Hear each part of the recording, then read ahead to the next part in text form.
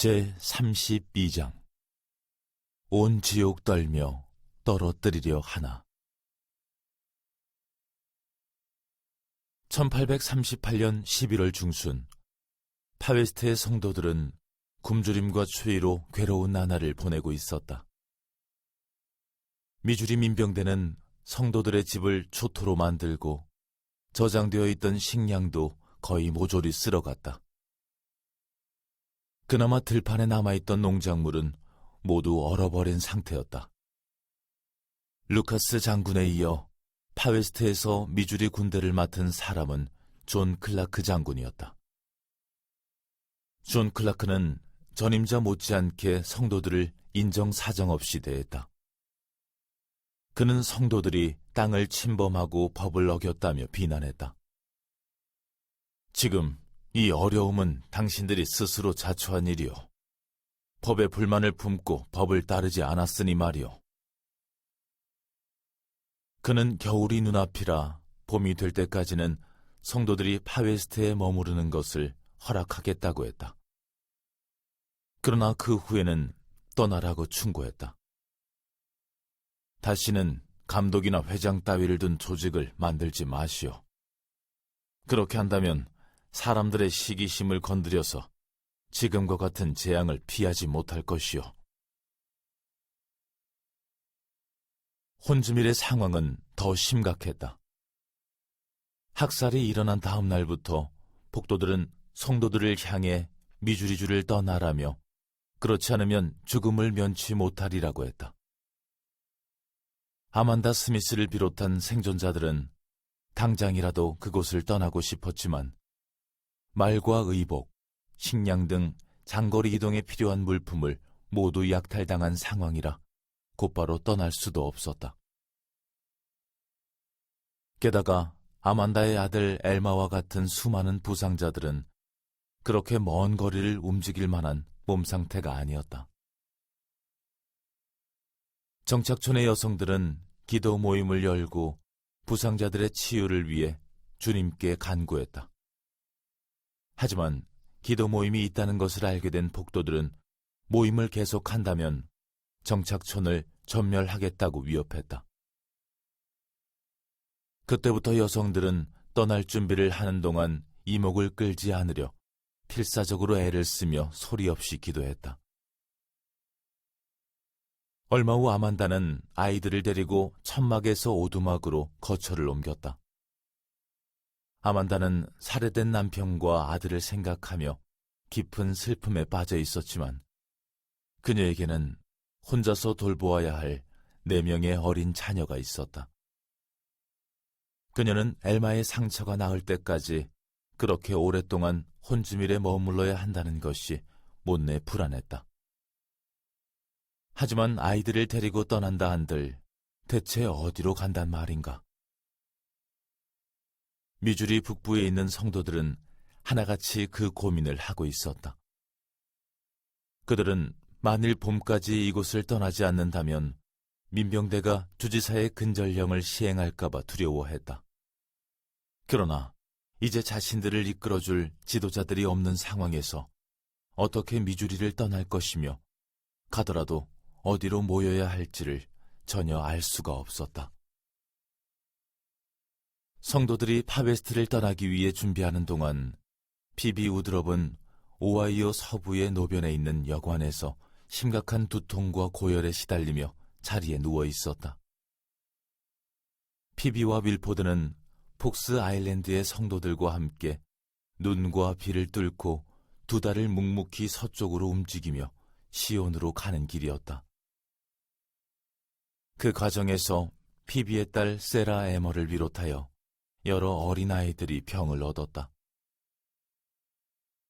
그 성도들 중 2 가족은 겨울까지 시온에 다다르지 못하리라는 생각에 대열에서 이탈해 나갔다. 여관에 오기 전까지 피비는 울퉁불퉁한 길에서 집마차가 흔들릴 때마다 극도의 고통을 느꼈다.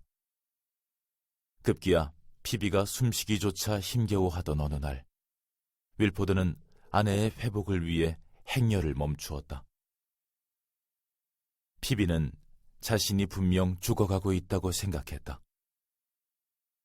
윌포드는 피비를 축복하고 그녀의 고통을 덜어주기 위해 할 수 있는 것을 다 했지만 피비는 점점 더 심하게 열이 올랐다.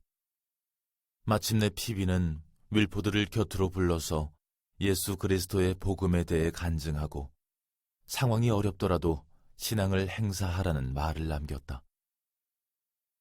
이튿날 피비는 호흡이 완전히 멈추었다. 그녀는 자신의 영이 육신을 떠나는 것을 느꼈다. 피비는 윌포드가 생명이 다한 자신의 몸을 내려다보는 모습을 지켜보았다. 그때 2명의 천사가 방으로 들어왔다. 그중 한 천사가 피비에게 선택을 해야 한다며 그녀는 천사들과 함께 영의 세계로 가서 안식을 얻거나 아니면 생으로 다시 돌아가 앞으로 벌어질 어려움을 감내할 수도 있다고 말했다. 그녀는 이 생에 머문다 해도 앞날이 호락호락하지는 않으리라는 것을 알았다. 근심 걱정에 시달리는 삶, 불확실한 미래가 기다리고 있는 삶으로 돌아가고 싶었던 것일까? 윌포드와 세라에머의 얼굴을 바라보던 피비는 망설임 없이 대답했다. 네, 돌아가겠어요. 피비가 결정을 내리는 순간 윌포드도 신앙을 행사했다.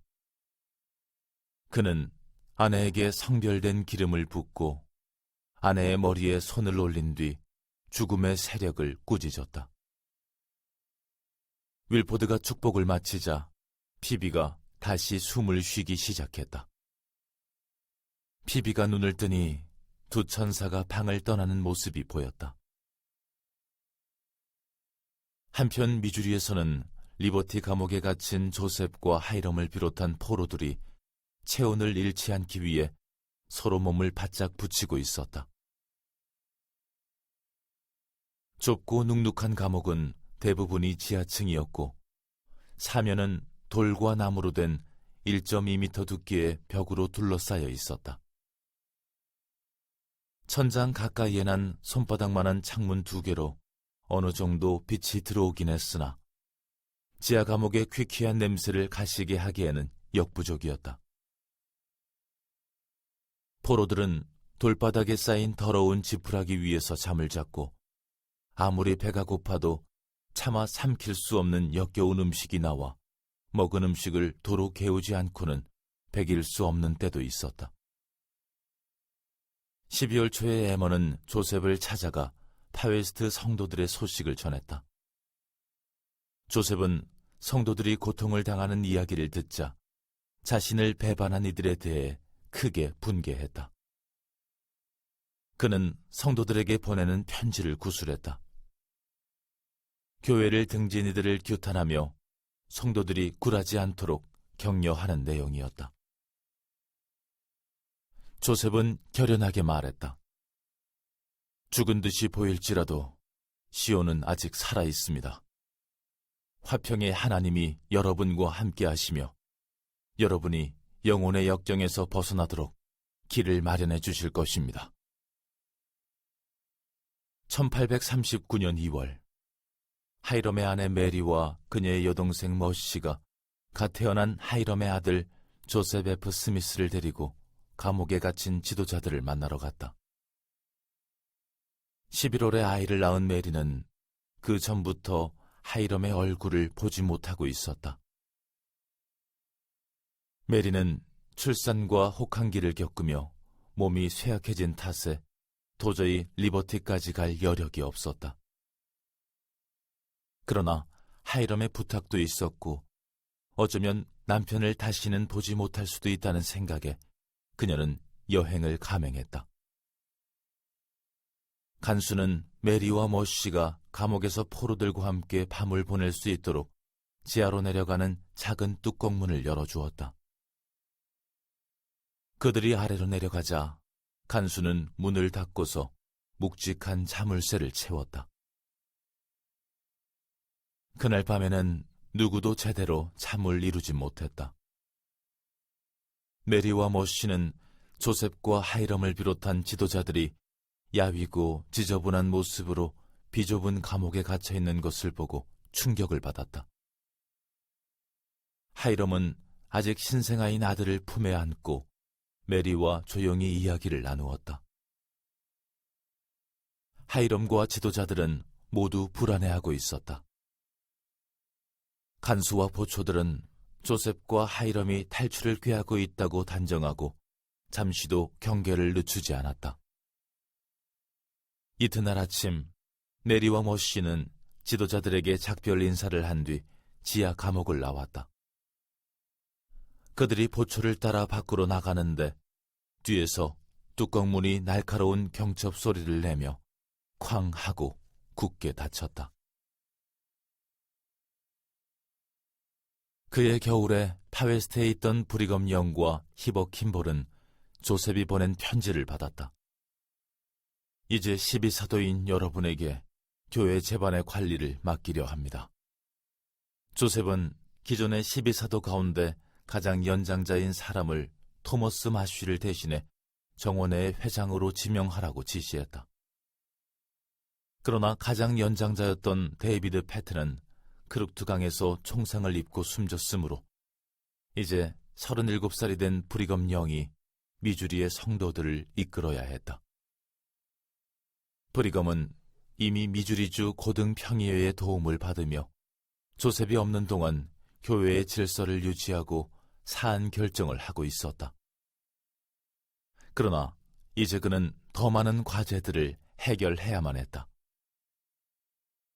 클라크 장군은 성도들에게 봄까지 미주리주를 떠나라고 했지만 폭도들은 벌써부터 말을 타고 도시를 헤집고 다니며 2월 말까지 남아있는 사람이 있으면 몰살해버리겠다고 위협하고 있었다. 떠날 형편이 되는 많은 성도들은 겁을 먹고 최대한 서둘러 떠났고 이제 가난한 성도들만 남아 스스로 목숨을 지켜내야 했다. 1월 29일 브리검 영은 파웨스트의 성도들에게 모두가 미주리주를 벗어날 수 있도록 서로 돕겠다는 성약을 맺으라고 촉구했다. 그는 이렇게 말했다. 가난한 성도들이 근절령의 영향력에서 완전히 벗어날 때까지 우리는 절대 그들을 버리지 않을 것입니다. 브리검 영을 위시한 파웨스트의 지도자들은 모든 성도들이 도움을 받을 수 있도록 7명의 남성으로 위원회를 구성하여 미주리 탈출 과정을 이끌게 했다. 위원회는 궁핍한 성도들을 위해 기부금과 물자를 모으고 성도들에게 필요한 것들을 주의 깊게 따져보았다. 그리고 몇몇은 미주리주 전역에 있는 길을 조사했다. 그들은 주로 잘 닦여 있는 길을 탐색했으며 성도들에게 적대적인 지역은 피했다. 그렇게 하여 선택된 경로는 모두 파웨스트에서 260km 떨어진 미주리주 접경 지역의 미시시피 강에 맞닿아 있었다. 그들은 당장 미주리를 탈출하기로 의견을 모았다. 2월 초에 에머는 8살인 줄리아, 6살인 조셉 3세, 2살 배기 프레드릭, 그리고 생후 7개월 된 아기 알렉산더까지 4아이를 데리고 파웨스트를 떠났다. 가진 것을 대부분 약탈당하거나 파웨스트에 남겨두고 왔기에 에머는 마차와 말을 내어준 친구들과 함께 움직였다. 에머는 조셉의 중요한 서류들도 갖고 있었다. 에머와 아이들은 얼어붙은 미주리 땅을 일주일 이상 달렸다. 도중에 말 한 마리가 죽었다. 미시시피 강에 이르러 보니 혹독한 추위에 넓은 강이 얼어 있었다. 배는 다닐 수 없었지만 얼음은 일행이 걸어서 건널 수 있을 만한 두께로 얼어 있었다. 에머는 프레드릭과 알렉산더를 안고 얼음 위로 발을 내디뎠다. 어린 조셉과 줄리아는 에머의 치맛자락을 양쪽에서 꽉 붙들고 있었다. 이들은 조심조심 미끄러운 얼음 위를 걸어간 끝에 멀찍이 떨어진 강둑에 닿았다. 무사히 미주리를 빠져나와 일리노이주에 도착한 에머는 가까운 곳에서 퀸시라는 마을을 발견했다. 퀸시 주민들은 기대 이상으로 친절했다. 그들은 성도들이 얼어붙은 강을 건너도록 도와주고 식량과 의복을 나누어 주었으며 사정이 딱한 사람들에게는 피난처와 일자리까지 마련해 주었다. 에머는 퀸시에 도착한 직후 조셉에게 편지를 썼다. 난 아직 살아있어요. 앞으로 더 많은 어려움이 닥쳐오더라도 그게 하늘의 뜻이고 당신을 위해 내가 겪어야만 하는 일이라면 기꺼이 그렇게 하겠어요. 조셉과 에머의 아이들은 몸이 아픈 프레드릭을 제외하고는 모두 무사했다.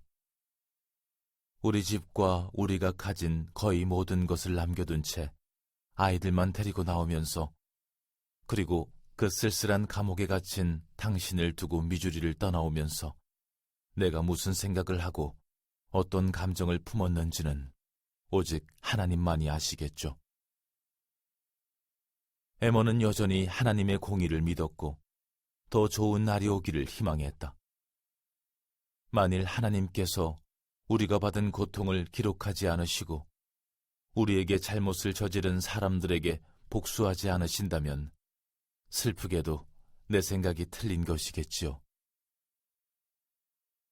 성도들이 미주리를 빠져나가는 동안 아만다 스미스의 가족은 아들 엘마의 부상 탓에 아직도 혼주미를 벗어나지 못하고 있었다. 아만다는 주님께서 엘마의 엉덩이를 낫게 해주시리라는 믿음을 잃지 않고 아들을 간호했다. 주님이 정말 하실 수 있다고 생각하세요, 엄마? 어느 날 엘마가 물었다. 아만다는 대답했다. 그럼 그렇고 말고. 그분은 시연을 통해 내게 모든 것을 보여주셨단다.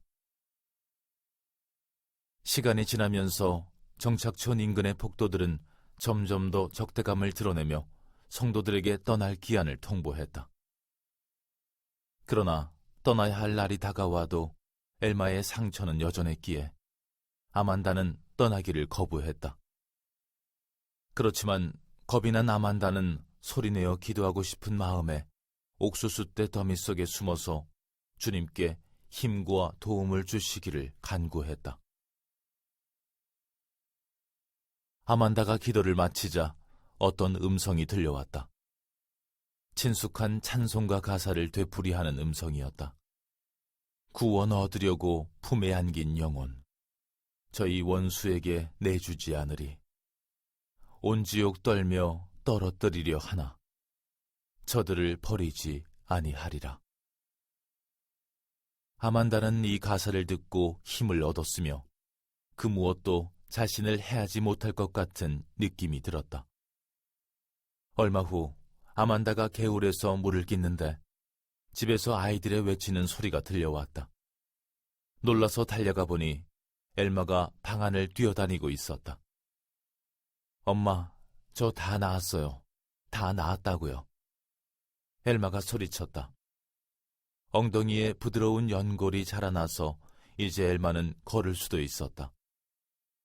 엘마가 움직일 수 있게 되자 아만다는 가족들을 챙겨 자신의 말을 훔쳐간 미주리 주민을 찾아가서 말을 돌려달라고 요구했다.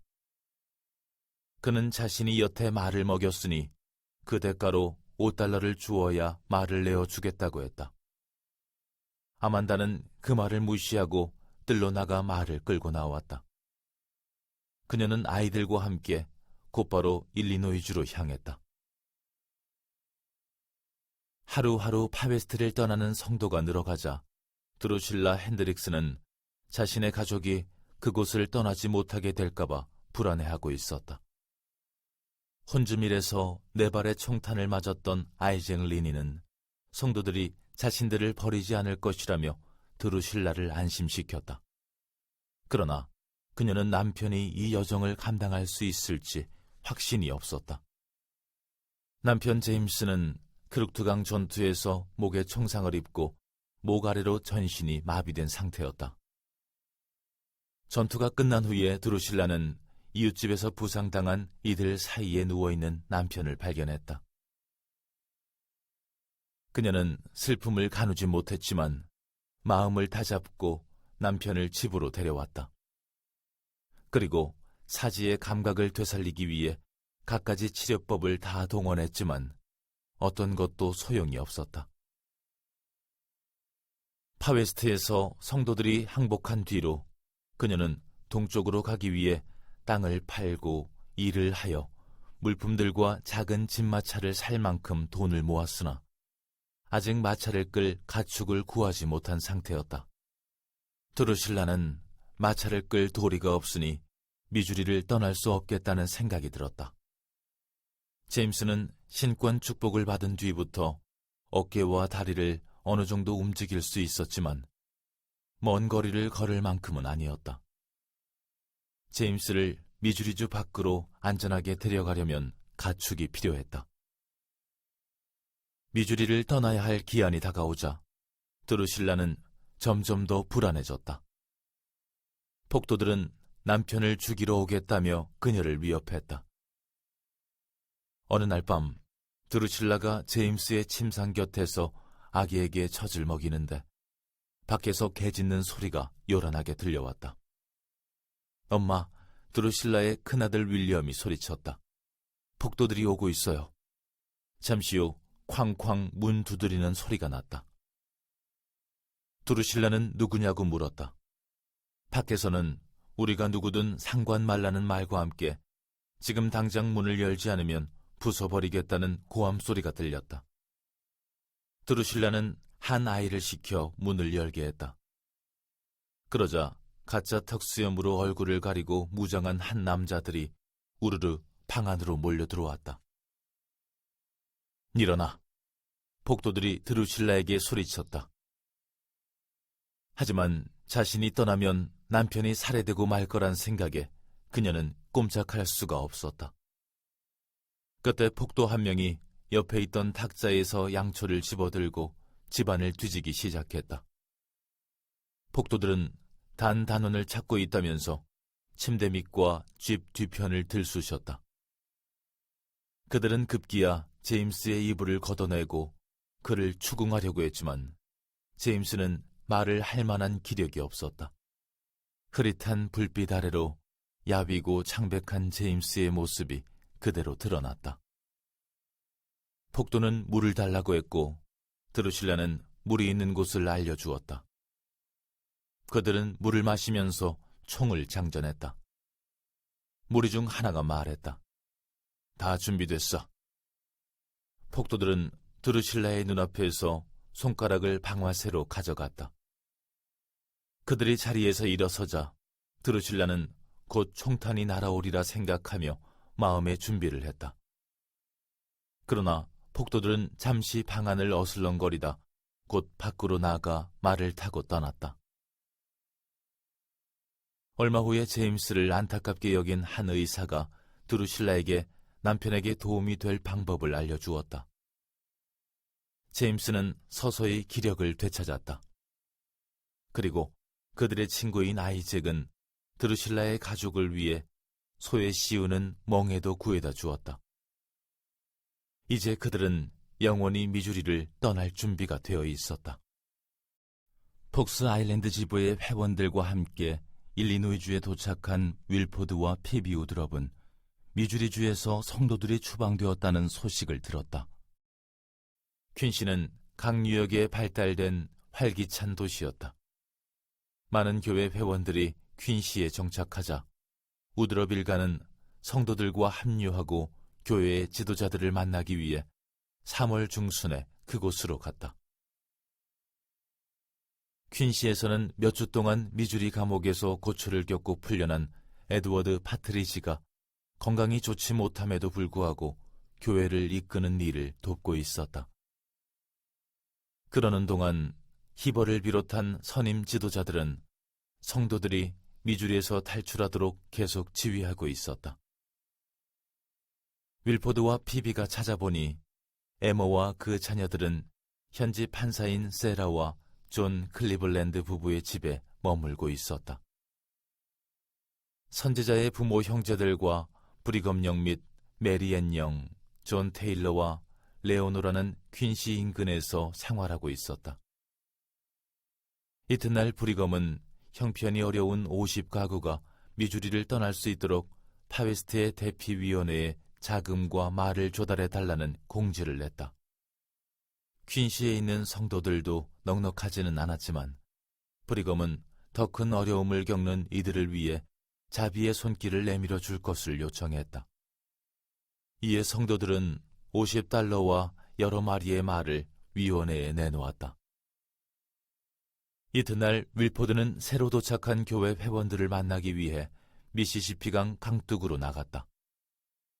얼어붙을 듯 추운 날씨에 추적추적 비는 내리고 난민이 된 성도들은 지치고 굶주린 채 진창에서 웅숭구리고 있었다. 퀸시의 주민들이 성도들을 친절히 대하고는 있었지만 윌포드는 머지않아 성도들이 그들만의 장소를 필요로 하리라는 것을 잘 알고 있었다. 다행히 아이잭 갤런드라는 사람이 퀸시 북쪽 강구비에 면한 습지를 일부 팔겠다고 하여 파트리지 감독 등이 그와 접촉 중이었다. 그 땅은 성도들이 시온으로 그리던 젖과 꿀이 흐르는 땅과는 거리가 멀었다. 그러나 그곳은 언제든 성도들이 바로 들어가서 새로운 집합 장소로 쓸 수 있는 땅이었다.